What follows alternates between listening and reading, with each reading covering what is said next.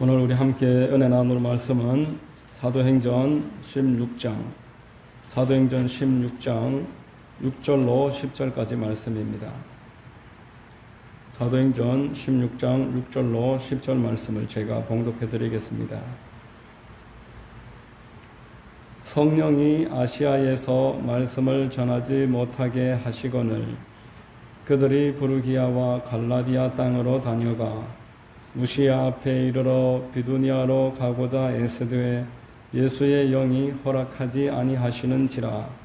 무시아를 지나 드로아로 내려갔는데 밤에 환상이 바울에게 보이니 마게도냐 사람 하나가 서서 그에게 청하여 이르되 마게도냐로 건너와서 우리를 도우라 하거늘 바울이 그 환상을 보았을 때 우리가 곧 마게도냐로 떠나기를 힘쓰니 이는 하나님이 저 사람들에게 복음을 전하라고 우리를 부르신 줄로 인정함이로라.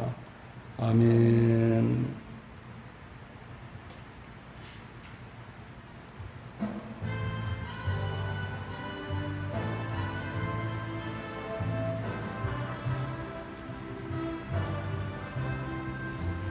약한 나를 강하게 가난한 날 구하게 눈먼 날 볼 수 있게 주 내게 행하셨네.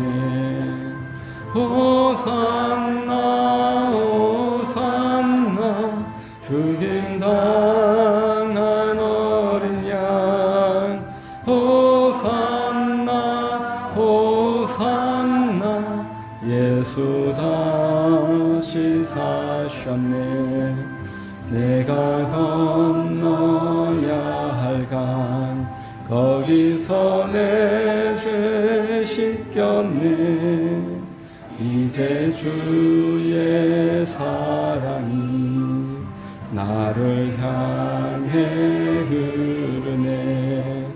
호산나 호산나 죽임 당한 어린 양 호산나 호산나 예수 다시 사셨네. 깊은 강에서 주가 나를 일으키셨도다. 구원의 노래 부르리 예수 자유 주셨네. 호산나 호산나 죽임 당한 어린 양 호산나 호산나 예수 다시 사셨네. 아멘. 제가 예배를 위해서 기도하겠습니다. 좋으신 하나님 아버지, 지난 한 주간도 우리를 붙잡아 주시고 믿음 안에서 주님 섬기며 살아가게 하시고 다시 귀하고 복된 날 주님 앞에 나올 수 있도록 은혜 더해 주셔서 감사합니다. 오직 예수 그리스도의 보혈을 의지하여 나왔사오니 모든 허물을 덮어주시고 우리의 죄를 씻어주시고 하나님의 은혜로 새로워지고 성령 충만함을 받는 복된 예배의 시간 되도록 하나님 함께하여 주시옵소서. 하나님의 영광을 드러내는 예배되게 하시고 말씀으로 은혜를 받고 하나님께 간구함으로 넘치는 축복이 있는 시간 되게 하여 주시옵소서. 이 자리에 함께 예배하는 우리 모든 성도님들 영혼이 잘됨과 같이 범세가 잘되며 강건하게 하시고 생명을 얻되 넘치게 얻게 하여 주시옵소서. 좋으신 하나님, 나라와 민족을 위하여 기도합니다. 위정자들과 하나님 세우신 모든 일꾼들을 축복해 주시고 지혜를 더해 주셔서 마지막 때에 나라를 바른 길로 이끌어가기에 부족하지 않도록 축복하여 주시옵소서. 하나님, 동성애와 우상 숭배와 또 무신론과 인본주의, 하나님을 대적하는 온갖 이 땅의 문화들, 모든 우상 숭배들 주님 용서하여 주시고 하나님 은혜가 강처럼 흐르는 나라 되도록 회개가 일어나게 하시고 교회들마다 깨어나게 하시고 하나님의 말씀대로 살아갈 수 있도록 붙잡아 주시옵소서. 북녘 땅의 동포들을 불쌍히 여겨주시고 또 우크라이나의 전쟁이 완전히 종식되게 하시고 이 땅에 연약한 사람들 모두 다 하나님으로 말미암아 소망을 얻도록 은혜와 복을 내려 주시옵소서. 이 하만 지역을 복음화시켜 주시고 하만 순복음 교회를 통해서 주님 뜻하신 뜻을 계획을 이루어 나가도록 우리 모두에게 은혜를 더하여 주시옵소서. 예배의 시종을 의뢰합니다. 선포되는 말씀 위에 기름 부어 주시고 우리 모두에게 넘치는 회복과 위로와 감사의 시간 되게 하여 주시옵소서. 예배의 시종을 하나님께 의뢰합니다. 주님만 홀로 높임받아 주시옵소서. 모든 말씀을 믿사오며 거룩하신 우리 구주 예수님의 이름 받들어 감사하고 기도하옵나이다. 아멘.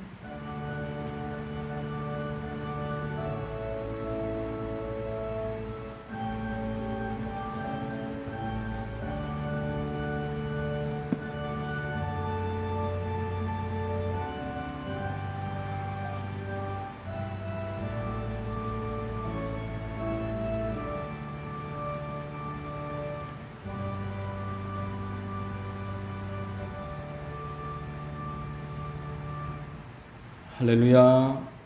주일 오전 예배에 나오신 여러분들 주님의 이름으로 환영하고 축복합니다. 우리 옆에 분들과 한번 인사하겠습니다. 참 잘 오셨습니다. 참 잘 오셨습니다. 만나서 반갑습니다. 저는 봉독해드린 사도행전 16장 6절로 10절 말씀을 근거로 해서 삶의 밤을 지날 때 이와 같은 제목으로 말씀을 전하겠습니다. 성령께서 우리 모두에게 큰 은혜를 더해 주시기를 바랍니다. 여러분, 사도 바울은 제2차 선교 여행을 출발할 때 아주 큰 꿈을 가지고 아주 높은 포부를 가지고서 출발을 했습니다. 그런데 그 꿈과 포부가 있었음에도 불구하고 먼저는 아시아에서 성령께서 도와주시지 않으셔서 그 선교가 부진하게 되고 실패할 수밖에 없었습니다. 그래서 여기가 아닌가 보다 하고 이번에는 무시아와 비두니아를 이제 거쳐서 다른 지역으로 옮겨서 선교를 출발했음에도 불구하고 또 여기에서도 하나님의 영이 도와주시지 아니하셨다라고 말씀하고 있습니다. 2번 연거푸 실패하고 말았던 것입니다. 사도 바울은 여기에서 낙심하고 또 마음에 큰 고통을 받고 좌절할 수밖에 없었습니다. 오늘 본문을 읽어보니까 이때가 밤이다 성경에서 말씀하고 있습니다. 사도 바울의 인생과 사역에서 밤이 지금 시작된 것입니다. 여러분, 인생에는 올라갈 때가 있는가 하면은 내려갈 때가 있는 것입니다. 낮이 있으면은 또 밤이 있는 것입니다. 아무리 내가 발부둥 친다고 해도 오르막이 내리막으로 바뀌지 않고 낮이 밤이 될 수가 없고 밤이 낮이 되지 않는 것입니다. 사람의 힘으로 어떻게 할 수 없는 그 인생의 한계를 경험할 수밖에 없는 게 인생임을 성경은 우리에게 오늘도 말씀하고 있습니다.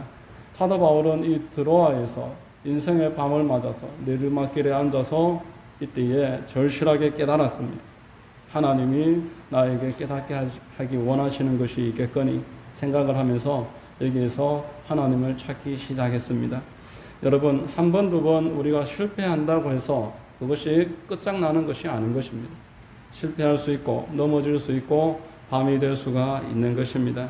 이때에 오히려 하나님께 무릎을 꿇고 간절하게 기도하면은 그전에는 결코 볼 수 없었던 하나님의 환상과 꿈과 소망을 그 시간에 발견하는 것입니다.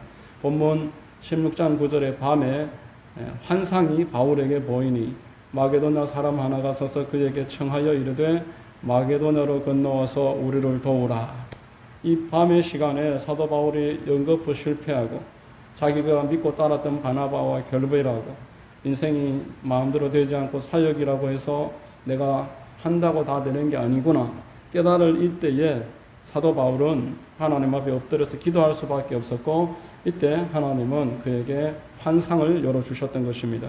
사도 바울이 장차 일생토록 이뤄나갈 유럽 선교의 출발을 여기에서 하게 된 것입니다. 지금까지 성공했던 것도 다 하나님의 은혜였습니다. 하나님이 도와주시지 않으면 나로서는 어떤 한 사람도 변화시킬 수 없다라는 것, 내 스스로의 앞길마저 책임질 수 없다라는 것을 여기에서 깨달았습니다. 여러분, 성도들은 인생의 캄캄한 밤이 없을 수가 없습니다. 우리도 마찬가지로 인생의 내리막길이 찾아오는 것입니다. 이때에 하나님의 뜻은 엎드려서 하나님을 찾는 것입니다. 사도 바울은 여기에서 엎드려서 하나님을 찾았으므로 이때 난관을 극복하고 새로운 출발을 기약할 수가 있었습니다. 여러분, 실패는 성공으로 가는 이정표입니다. 우리 앞에 난관과 밤은 이제 밤을 맞게 될 그 하나님이 주시는 사인입니다. 그러므로 저와 여러분들은 이 시간에 하나님을 찾는 은혜가 있어야 될 줄로 믿습니다. 하나님의 은혜를 찾는 방법을 오늘 몇 가지로 말씀을 드리겠습니다. 첫 번째는 회개해야 하는 것입니다. 여러분, 우리가 죄를 지었을 때도 회개해야 하지만 내 인생이 막다른 골목을 맞았을 때에 내 마음대로 되지 않는 상황이 찾아왔을 때에도 회개해야 되는 것입니다. 무슨 일인지 알 수 없는 그 고난의 시간에 하나님께 회개하는 시간으로 받아들이고서 하나님과의 나의 관계에 무슨 어떤 문제가 있는지 돌아보면서 기도하는 시간이 우리가 문제를 해결할 수 있는 순서가 되는 것입니다. 하나님이 나에게 지금 무언가 깨닫게 하기를 원하시는 것이 있겠구나, 그렇게 여기십시오. 지난날의 죄와 불순종과 불신앙에 관해서 철저하게 회개해야 됩니다. 하나님께 회개하지 못하는 사람은 하나님으로부터 환상과 소망을 얻을 수가 없습니다. 더 이상 전진하지 못하게 되는 것입니다. 그리고 더 무서운 것은 그 밤의 시간이 계속 반복된다라는 것입니다. 지금의 고난은 우연히 목적도 없이 나에게 이루어진 것이 아니다라는 것입니다. 하나님이 섭리 가운데서 허락하신 것이기 때문에 내가 지금 힘들고 답답하다면 하나님께 회개함으로써 이 시간을 지나가야 됩니다. 흔히 세상 사람들은 넘어지면 쉬어간다 라고 하지만 그것은 세상에서 하는 말인 것이고, 우리 그리스도인들은 넘어지면 회개해야 되는 것입니다. 나의 죄뿐만 아니라 내 조상의 죄에 대해서도 회개하라고 성경에서 말해 주셨습니다. 성경은 우상 숭배와 불순종 불신앙에 관해서는 3, 4대에 걸쳐서 하나님이 책임을 물으신다고 하셨습니다. 출애굽기 20장 4절로 5절에 너를 위하여 새긴 우상을 만들지 말고 또 위로 하늘에 있는 것이나 아래로 땅에 있는 것이나 땅 아래 물속에 있는 것에 어떤 형상도 만들지 말고 그것들에게 절하지 말며 그것들을 섬기지 말라. 나 내 하나님 야훼는 질투하는 하나님인즉 나를 미워하는 자의 죄를 갚되 아버지로부터 아들에게로 3, 4대까지 이르게 하거니와 라고 분명하게 말씀했습니다. 우리 집안에서 반복되었던 우상 숭배의 죄에 관해서는 내가 지금 하지 않는다고 해서 넘어갈 일이 아니라 생각하는 대로 회개해야 됩니다. 예수를 믿는 사람들이 제사상에 사람들 때문에 어쩔 수 없어서 절을 하고 상가집에 가서 절을 하고, 여러분, 이런 일들은 하나님께 가정이 여기시는 일이 되기 때문에 회개해야 합니다. 뿐만 아니라 우리 민족과 나라에서 일어나는 죄에 대해서도 회개해야 됩니다. 여러분, 우리가 민주주의 국가에서 태어나면은 민주주의 국가의 모든 것들을 누리면서 자유롭게 살아갈 수가 있습니다. 그러나 공산주의 국가에서 태어난 사람들은 태어나면서부터 자유를 빼앗기고 그 공산주의 안에서 매여서 살아가는 것입니다. 내 주변에서 일어나는 죄와 나와 아무런 관계가 없다라고 생각하지 마십시오. 여러분, 우리 주변에 지금 동성애와 쾌락주의, 물질 만능주의며 인본주의, 그리고 무신론, 이 땅에서의 생활만이 중요하게 여겨지는 이 모든 인간적인 가치관들에 대해서 우리는 함께 회개할 수 있어야 되는 것입니다. 사람들은 예수만 믿으면은 그 순간에 모든 죄가 다 한 번에 다 용서되고 더 이상 회개할 것이 없는 것 마냥 그렇게 말하는 경우들이 참 많습니다. 그러나 히브리서 12장 4절로 8절에 보면은 너희가 죄와 싸우되 아직 피 흘리기까지는 대항하지 아니하였다. 그리스도인들에게 죄에 대해서 대항하지 않고 있는 것에 대해서 언급을 시작하는 것입니다. 또 아들들에게 권하는 것 같이 너희에게 권면하신 말씀도 잊었도다. 일러스되 내 아들아 주의 징계하심을 경히 여기지 말며 그에게 꾸지람을 받을 때에 낙심하지 말라. 주께서 그 사랑하시는 자를 징계하시고 그가 받아들이시는 아들마다 채찍질하심이라 하였으니 너희가 참음은 징계를 받기 위함이라. 하나님이 아들과 같이 너희를 대우하시나니 어찌 아버지가 징계하지 않는 아들이 있으리요. 징계는 다 받는 것이거늘 너희에게 없으면 사생자요 친아들이 아니니라 라고 말했습니다. 하나님이 마땅히 죄에 관해서 또 불의와 타협하는 일에 관해서는 그리스도인들이면 더 많이 책임을 묻고 그 일을 돌이키게 하기 위해서 징계를 허락하신다라는 것입니다. 그러므로 믿음과 회개는 불가분의 관계입니다. 여러분, 하나님은 여러분들을 사랑하시기 때문에 더더욱 여러분들의 죄와 불의와의 타협에 관해서 관망하시지 아니하시고 그 일에 관해서는 돌이키게 만들어 주시는 것입니다. 사도 바울이 2차 선교 여행을 시작할 때 딱 그런 모습이었습니다. 인간적인 요소가 사도 바울의 심령에 가득했습니다.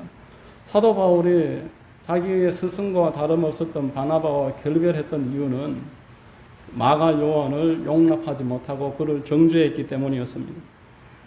그 젊은 사도의 마음에는 나의 유능함과 나의 재능으로 말미암아 선교를 할 수 있고 나의 이름과 의를 높이고자 하는 생각이 그 마음속에 있었던 것입니다.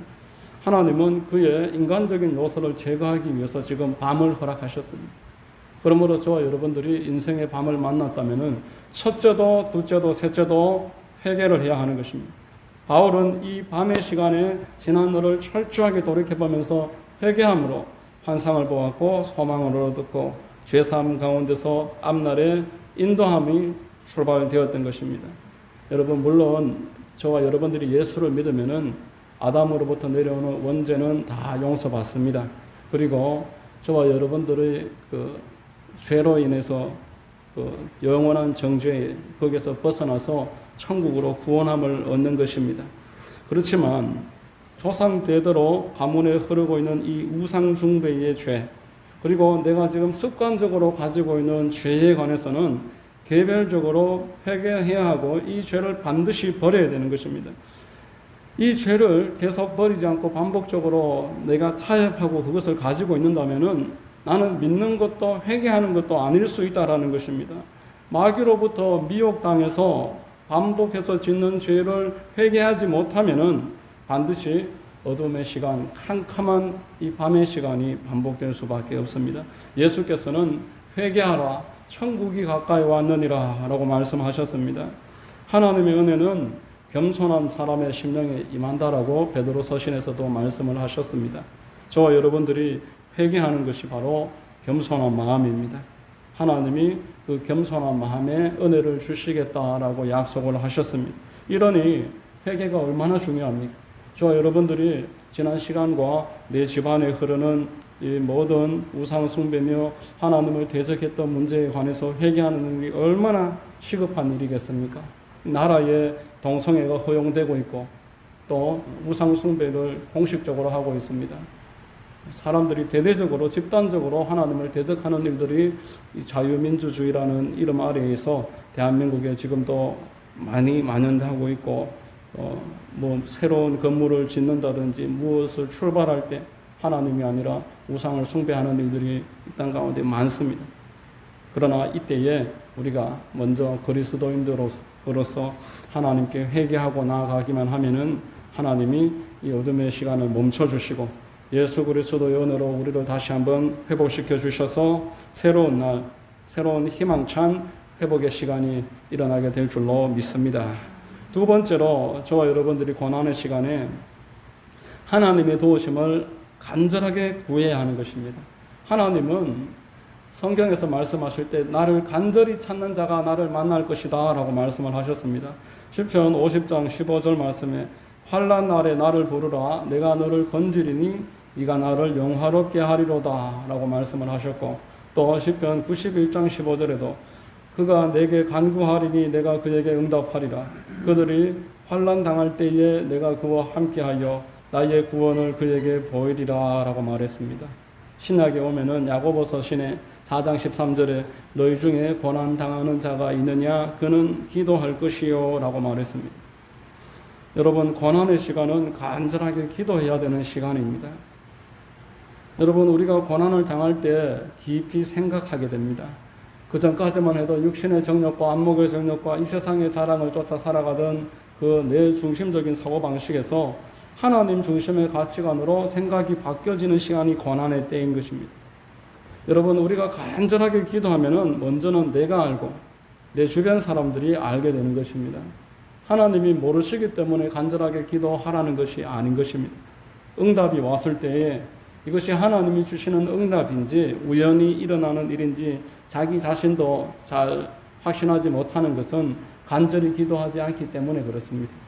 그리고 주변 사람들도 그것이 하나님의 응답이라고 인정해 주지도 않는 것입니다.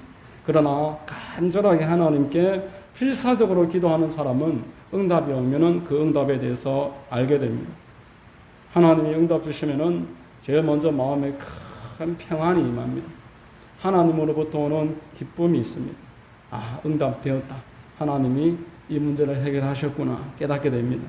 여러분, 어김없이 응답이 있습니다. 제가 지난 신앙 시간을 돌아보면서 한 가지 분명하게 확신할 수 있는 것은 하나님이 응답 주실 때 응답이 오기 전에 당사자가 먼저 안다는 겁니다. 응답 직전에 평안과 기쁨이 있습니다. 그 문제가 더 이상 나에게 문제가 되지 않습니다. 여김없이 그 다음에는 응답이 주어지는 것입니다. 근래에도 그런 일이 있었는데 4월달 마지막 날쯤에 우리 저녁 기도회를 마치고 같이 봉고차 타고 귀가할 때에 제가 옆에 있는 집사람에게 뒤에 분들도 들으신 분이 있겠지만 응답 받았다. 무슨 응답 받았는지 물을 때에 그건 뭔지 모르겠는데 크게 응답 받았다. 그리고 또 한 5분 가다가 또 응답 받았다. 뭐냐고 물을 때에 뭔지는 모르겠지만 응답 받았다. 연속으로 3번을 말했습니다. 그리고는 지금 우리 교회의 당면에 있던 아주 시급한 문제를 하나님이 넉넉하게 채워주셔서 그 문제에 관해서 또 완전히 훌훌 털어버릴 수 있도록 역사해 주셨습니다. 여러분, 하나님께서 응답 주셔서 해결되는 문제를 보면은 주변 사람들도 시기 질투하지 않습니다. 대합하는 사람도 없고 오히려 하나님께 영광을 돌리게 되고 하나님과 함께 응답받기 위해서 같이 기도해야 되겠다 도전하는 의식이 생겨나는 것입니다.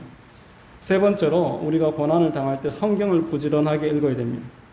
여러분, 깊은 고난의 시간에는 주변 사람들의 말이 아무 도움이 되지 않습니다. 하나님의 말씀만이 그때 우리의 힘이 되고 위로가 되어지는 것입니다. 우리가 고난 당하기 전에는 성경 말씀이 이해되지도 않습니다. 성경을 읽다가 이해되지 않으면 금세 덮어버리고 마는 것입니다.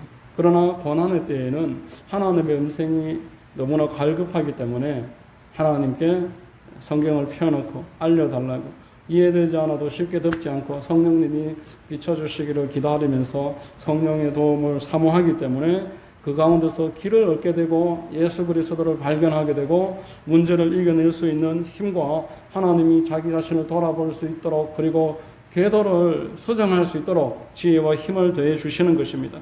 이스라엘 백성들이 그렇게 철저하게 멸망했던 것은 하나님이 계속 사인을 주셨음에도 불구하고 하나님의 말씀을 펴서 자기들의 죄를 돌이키지 아니하고 끝까지 고집을 부리다가 나라도 잃고 부모 처자도 잃고 포로 신세가 되어서 완전히 망해버리고 말았습니다. 그러나 포로로 끌려간 이후에도 그 가운데 신실한 몇몇 사람들은 주야로 말씀을 읽고 묵상했습니다. 하나님의 말씀을 계속 가까이 했습니다. 그랬더니만 하나님이 거기에서도 신앙을 잃어버리지 않도록 지켜주셨고 귀하게 아름답게 쓰임을 받을 수가 있었습니다. 여러분, 하나님은 말씀으로 저와 여러분들에게 믿음을 주십니다. 말씀을 먹지 않으면은 하나님의 그 일을 감당할 수도 없습니다. 우리가 먹어야지 살 수 있고 먹어야지 일할 수도 있는 것입니다. 며칠 전에 신문을 보니까 몇 년 만에 코로나가 끝나고 소싸움 대회가 다시 이제 시작이 되었는데 결승전에 4강 이상 올라온 소들의 몸무게를 보니까 900kg, 1000kg, 좀 많이 나가는 우승하는 그런 소들은 1100kg 그렇게까지 나가고 수억 대가 나가는 그런 소들이 즐비했습니다. 동물보호단체가 소싸움을 반대하는 이유가 있는데 초식 동물인 이 소에게 개소주를 먹인다는 겁니다. 그렇게 그 몸으로 받아들일 수도 없는 것들을 막 먹이니까 본래 평균 600에서 700kg 정도 나가는데 그런 것들을 먹이니까 몸이 계속 비대해져서 1000kg에 육박하게 되고 또 싸나워진다는 겁니다. 그리고 힘은 세지는데 난폭해져서 아주 위험한 쏘가 된다는 것입니다. 마찬가지입니다, 여러분. 먹는 것이 그 동물과 그 생명체의 힘을 좌우하는 것입니다. 우리가 그리스도인으로서 고난을 이기려면은 반드시 하나님의 영의 양식인 성경을 읽음으로써 이 성경으로부터 힘을 얻어서 그 힘이 곧 믿음입니다. 믿음대로 될지어다 말씀하셨던 것입니다. 우리가 말씀을 읽지 않고 하나님의 뜻대로 살아갈 수가 없습니다. 네 번째로 고난할 때에 믿음의 사람들과 소통해야 합니다. 여러분, 우리가 고난을 겪지 않고 순탄할 때는 주변에 사람들이 많습니다. 그러나 고난을 당하고 어려운 일을 겪기 시작하면은 가까이 있던 사람들이 하나둘 떠나게 되는 것입니다. 그래서 고난을 당할 때 내 옆에 있는 친구가 가장 참된 친구입니다. 고난을 겪고 있는 당사자는 누군가가 옆에서 믿음의 길로 끌어주기를 사모하고 또 그것이 절실합니다. 머리로는 다 알고 있지만 몸이 따라주지 않는 것입니다. 마음은 원이로되 육신이 약하도다. 옆에서 당겨주는 사람이 반드시 필요합니다. 고난을 당할 때, 병원에 입원해 있을 때, 큰 사고를 겪고 있을 때 그 사람에게 찾아가서 평범한 말을 한마디 건네는데 그냥 손 한번 잡아주고 기도 한번 해주었는데 그 눈물을 주르르 흘릴 때가 많습니다. 왜냐하니까 마음이 약해져 있기 때문에 그렇습니다. 그전에는 마음이 아주 강한 사람이라서 그런 말을 듣고 눈물을 흘릴 사람이 아닌데 그 손을 잡아주고 기도해주는 한마디에 눈물을 흘리고 다시 일어날 힘과 용기를 얻게 되는 것입니다. 그래서 우리 그리스도인들은 시련과 고난을 겪고 있는 사람들에게 더 많이 찾아가고 돌아봐야 되는 이유가 여기 있습니다. 마태복음 18장 19절에 진실로 다시 너희에게 이르노니 너희 중에 두 사람이 땅에서 합심하여 무엇이든지 구하면 하늘에 계신 내 아버지께서 그들을 위하여 이루게 하시리라 라고 말했습니다. 성도들이 믿음의 공동체를 이루고 있는 것이 이래서 중요한 것입니다. 하나님은 아담의 갈빗대를 뽑아서 하와를 만드시고 홀로 있는 것이 좋지 아니하니 서로 돕는 배필을 만들어서 같이 연합해서 살아라. 이렇게 사람이 홀로 있는 것이 좋지 않고 연합해서 지내야 한다 말씀했습니다.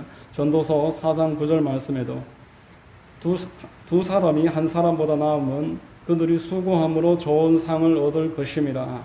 혹시 그들이 넘어지면 하나가 그 동물을 붙들어 일으키려니와 홀로 있어 넘어지고 붙들어 일으킬 자가 없는 자에게는 화가 있으리라. 또 두 사람이 함께 누우면 따뜻하거니와 한 사람이면 어찌 따뜻하랴. 한 사람이면 패하겠거니와 두 사람이면 맞설 수 있나니 세 겹줄은 쉽게 끊어지지 아니하느니라 라고 말했습니다. 여러분, 나처럼 잘난 사람이 어떻게 저런 엉터리들과 같이 신앙생활 하겠나. 그러면서 공동체를 자발적으로 떠나는 사람을 잠언서 17장은 어리석은 자다. 하나님이 그를 어리석게 본다는 것입니다. 물론 여럿이 같이 모였을 때 좋은 일만 있을 수는 없습니다. 좋은 일도 있겠지만 겪지 않아도 될 만한 여러 가지 갈등이 생길 수밖에 없는 것이 이 공동체 안에서 일어나는 일입니다. 물론 그때에 다툼도 일어나고 그냥 차라리 혼자 있는 게 낫겠다 이렇게 말하는 사람들도 충분히 이해는 되지만 하나님은 시편 133장에서 우리에게 말씀하시기를 함께 다투고 그리고 함께 회개하고 함께 털어버리고 함께 품어주고 그리고 함께 웃는 그 공동체 안에 하나님의 큰 은혜와 구원의 길이 예배되어 있다 말씀을 하셨습니다. 그러므로 저와 여러분들이 지금도 마찬가지입니다. 서로 밀어주고 서로 당겨주고 어려울 때 함께 품어주고 손을 내밀어서 기도해주고 이렇게 두세 사람이 함께 내 이름으로 모여있는 것 이것이 하나님이 기뻐하시는 일이므로 저와 여러분들은 고난의 때일수록 그저 떨어지려고 하는 그런 세상과 마귀와 내 육신의 소욕에서 벗어나서 어떻게 하든지 함께 기도하고 예배하는 일 그리고 연약한 고난당한 성도를 찾아가는 일 이런 일들이 꼭 필요함을 아시기를 바랍니다. 마지막 다섯 번째로 고난 당할 때에 하나님께 감사할 수 있어야 합니다. 여러분, 성도가 믿음이 자라기 위해서 기도와 말씀만 있으면 되는 것이 아닙니다. 고난과 시험도 꼭 필요한 것입니다. 고난 당하기 전에는 기세등등하고 자신만만합니다. 나의 앞길에 어떤 문제가 있으랴 큰 소리치게 됩니다. 그러나 고난 당하기 시작하면은 깊이 생각하는 것입니다. 나는 어디에서 와서 왜 살고 어디로 가는가? 하나님이 나에게 원하시는 것이 무엇이며 내가 지금 고쳐야 할 일이 무엇인가? 고난의 때에 이런 일들을 생각하는 것입니다. 그러므로 고난은 희망이 됩니다. 고난은 저와 여러분들을 바른 길로 인도해 나가시는 하나님의 지팡이요 막대기인 것입니다. 여러분, 고난의 시간을 유익으로 잘 받아들이고 이 시간을 통해서 하나님의 그 인도를 절실하게 받으시기를 바랍니다. 욥을 보십시오. 욥이 아버지의 심부름으로 형들에게 먹을 것을 갖다 주러 갔습니다. 그렇게 선한 일을 했음에도 형들은 악으로 갚아서 미디안의 상인들에게 욥을 팔아버렸습니다. 팔려가서도 욥은 성실했습니다. 욥이 아니고 요셉입니다. 요셉은 성실했습니다. 성실했던 요셉은 신임을 받았습니다마는 그 보디발의 아내에게 누명을 뒤집어 쓰고 성폭행범으로 억울하게 감옥에 들어가게 됐습니다. 여기에서도 믿음을 잃지 않고 끝까지 하나님을 신뢰했지만 앞날이 기약할 수 없을 만큼 아무런 소망이 보이지 않는 것이 현실이었습니다. 그러나 거기에서 술 맡은 관원장을 만나게 되고 그 술 맡은 관원장으로 말미암아서 결국에는 하나님이 그를 섭리 끝에 국무총리로 인도해 주셨습니다. 그곳에서 이스라엘 백성들이 장차 애굽에 다 같이 들어가서 큰 민족을 이루고 또 출애굽을 하는 출발이 요셉으로부터 시작된 것입니다. 오늘 본문의 바울도 똑같습니다. 아시아에서 그리고 비두니아에서 두 번 연이어서 실패했을 때에 바울이 낙심하고 좌절하는 것으로 끝이 아니라 기도하기 시작했을 때 결국 그 시간이 바울에게 복이 되었습니다. 드로아의 시간은 사도 바울이 장차 계속 추억할 만한 그런 축복의 시간이 될 수밖에 없었습니다. 고난의 때가 기도할 수 있는 시간이 되었고 하나님의 인도를 받는 시간이 되었던 것입니다. 이 고난의 시간이 결국 하나님을 찾음으로 말미암아서 사도 바울에게 감사의 시간으로 굳혀졌습니다. 여러분, 고난의 시간을 통해서야 하나님이 나의 참된 하나님이 되십니다. 지식으로만 알던 그 하나님이 이제는 나의 가슴으로 아는 그런 신앙이 되시고 또 머리로만 알던 나의 신앙이 이제 체험적인 신앙이 되는 것입니다. 고난을 겪은 사람이 다른 사람을 품을 수 있습니다.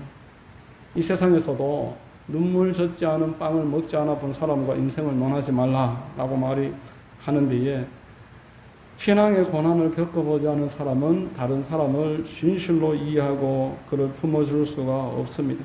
그 사람의 문제에 관해서 내 문제처럼 생각할 수도 없습니다. 그러므로 고난 당할 때에 이상한 일 당하는 것처럼 여기지 마시고 하나님이 나를 사랑하시는구나. 이 고난의 시간을 잘 거치면 소망이 오겠구나. 그렇게 받아들이십시오. 로마서 5장 3절로 5절에 다만 이뿐 아니라 우리가 환난 중에도 즐거워하나니 이는 환난은 인내를 인내는 연단을 연단은 소망을 이루는 줄 알미로다. 소망이 우리를 부끄럽게 하지 아니함은 우리에게 주신 성령으로 말미암아 하나님의 사랑이 우리 마음에 부은 바 됨이니라고 말했습니다. 저와 여러분들은 예수 그리스도로 말미암아 하나님의 자녀들입니다. 하나님이 세상에 어떤 것도 아끼지 아니하시고 그 자녀에게 왜 주시지 아니하시겠느냐 오히려 반문을 하십니다. 연단이 있는 것은 인내를 통해서 점차 소망을 갖게 만들어 주시려는 뜻인 줄로 믿으시기를 바랍니다. 여러분들의 지금 고난의 시간 또 여러분들의 인생의 캄캄한 밤의 시간이 믿음 안에서 하나님의 찾는 시간으로 바꿀 수만 있다면은 그 시간이 여러분들을 축복하고 여러분들을 하나님이 원하는 자리로 인도하게 될 것을 믿으시기를 주의 이름으로 축원드립니다. 기도하겠습니다.